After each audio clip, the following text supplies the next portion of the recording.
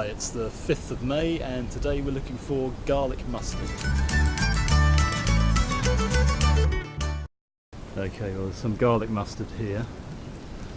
You can see it's this sort of tall, sort of erect plant with these white flowers on top. The young leaves kind of have this kind of sharp toothed appearance, and then as they grow they broaden out into these large sort of scalloped heart-shaped leaves.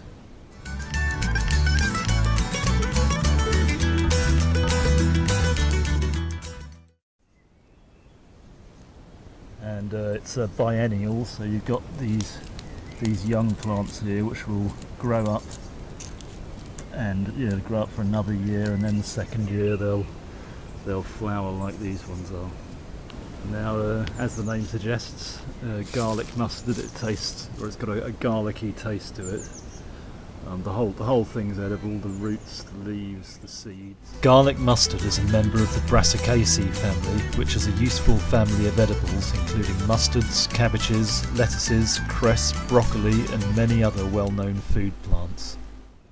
The seeds, I don't know if you can see that, are produced in these long pods which, when they dry, they burst open and spray the seeds everywhere, and you get nearly 1,000 of each plant, so yeah, lots of seeds, but most don't survive because they get out competed by their fellow seedlings.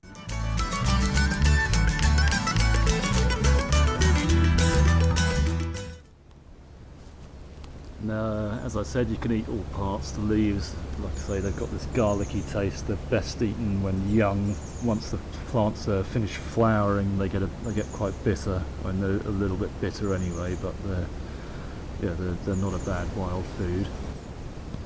And also, yeah, the seeds can be eaten. I think they're used in France still as a seasoning for various things. And also the roots, which some people say taste like horseradish. The roots, finely chopped with vinegar added, make a sauce similar to horseradish. Right, now as raw foods go, this is quite a good medicinal plant. It's really high in vitamin A and vitamin C. And the juice of garlic mustard is also inhibits gram-negative bacteria, which is things like typhoid and enteritis and stuff like that. So yeah, quite a handy medicinal plant. The juice of the plant can also be used as a yellow dye. Garlic mustard's a normal part of the ecology here in the UK, but I gather in the United States it's a serious invasive plant, and I think it's kind of all over the northeastern United States and southeastern Canada.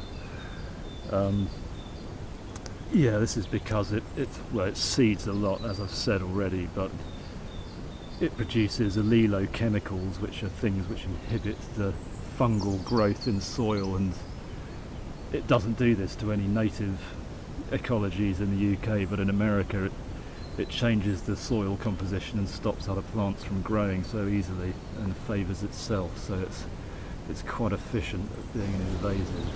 And because of its invasive quality in America, they're talking about introducing a weevil which is specific to it, which I don't know whether it's ever a wise idea to introduce a biological control. It takes a lot of careful planning. You really got to test everything that weevil might eat that's already native to the US. But yeah, I mean, here in Britain there's so many insects which eat it.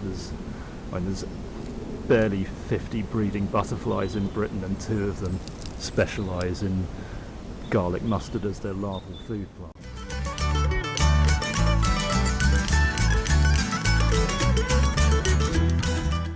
So all in all, it's not a bad edible plant. It tastes pretty good. It's available pretty much all year round, because the first year plants will be growing in the winter, and yeah, if you're in the States then it's an invasive, so yeah, pick it and eat it as much as you can. And finally, garlic mustard may be an invasive alien in some countries, but here in Europe it's part of the ecology. So although it is quite common, always gather sustainably and don't overpick.